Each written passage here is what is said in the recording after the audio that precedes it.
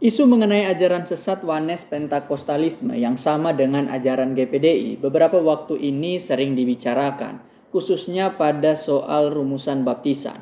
Sebab ajaran sesat Wanes membaptis dengan rumusan Bapa, Anak, dan Roh Kudus, yaitu Tuhan Yesus Kristus. Dan rumusan ini dipakai juga oleh GPDI dalam melaksanakan baptisannya.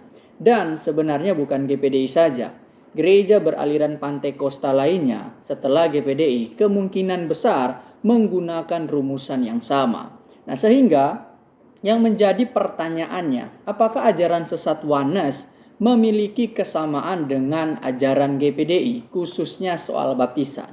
Nah, saya secara pribadi yakin sekali bahwa GPDI berbeda dengan Wanes. Namun, untuk sampai pada kesimpulan itu, GPDI harus membangun argumentasi dengan fakta-fakta yang biblikal dan dapat dipertanggungjawabkan.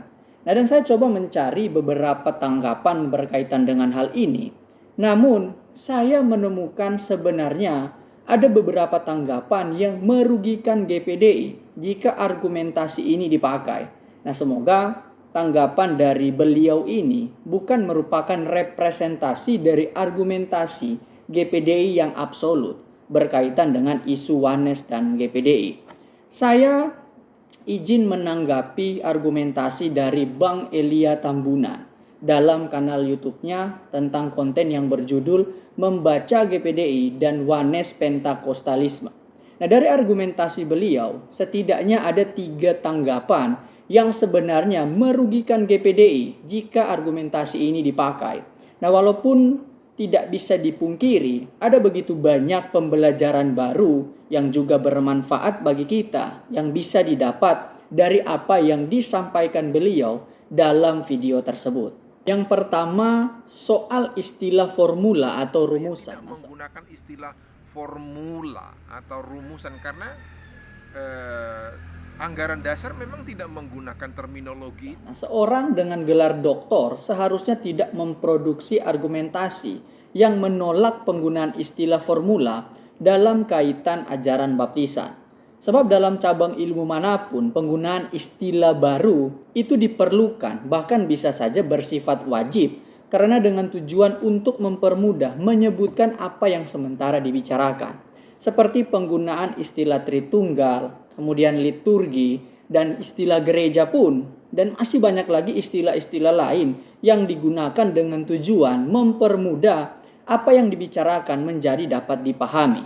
Dan penggunaan istilah formula dalam baptisan itu pun berkaitan dengan kajian teks tentang baptisan yang pada akhirnya membagi ajaran baptisan dalam 2 bagian besar. Yang pertama, kita akan berbicara cara baptisan. Bagaimana seorang dibaptis, harus ada media air. Kemudian menjadi perdebatan sampai sekarang ini, apakah harus diselam atau dipercik. Bahkan juga muncul orang-orang membaptis tidak menggunakan air, tetapi dengan menggunakan bendera. Dan juga cara-cara baptisan lainnya. Nah, berbicara soal cara ini itu penting untuk dibahas karena berkaitan dengan kajian teks tersebut. Membuat kita membagi baptisan menjadi 2 bagian besar. Yang pertama cara baptisan. Nah, kemudian yang kedua itu berbicara seperangkat kata-kata yang digunakan dalam membaptis. Nah, untuk mempermudah menyebutkan seperangkat kata-kata itu, maka disebutlah hal tersebut sebagai formula atau rumusan baptisan. Nah, itu sebabnya penggunaan istilah seperti ini sangat-sangat diperlukan dalam mengkaji sesuatu hal di dalam ilmu pengetahuan, khususnya juga di dalam teologi.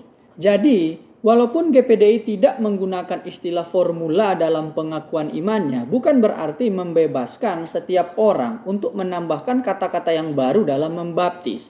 Dan memang pengakuan iman rasuli juga atau pengakuan iman gereja purba tidak menggunakan istilah formula dalam pengakuan imannya berkaitan dengan baptisan. Namun gereja pada waktu itu membaptis berdasarkan apa yang diperintahkan Yesus. Nah, itu sebabnya jika tidak menggunakan istilah formula, maka di kemudian hari akan berpotensi siapa saja orang-orang itu bisa menambahkan kata-kata yang baru ketika membaptis berdasarkan apa yang dipandang benar. Contohnya, bisa saja orang-orang menambahkan membaptis dalam nama Bapa, Putra, dan Roh Kudus, yaitu Tuhan Yesus Kristus orang Nazaret itu. Atau ditambah lagi, membaptis dalam nama Bapa, Putra, dan Roh Kudus, yaitu Tuhan Yesus Kristus orang Nazaret itu yang lahir dari benih Roh Kudus, dan juga ditambahkan kata-kata yang lainnya. Nah, itu sebabnya persoalan penggunaan istilah formula itu sebenarnya sangat penting untuk menjaga orang-orang tidak dengan sembarangan menyelewengkan kata-kata yang digunakan di dalam hal membaptis. Yang kedua, soal kekurangan literatur. Ini Tokoh-tokoh itu dulu menulis berdasarkan keterbatasan literatur. Itu loh.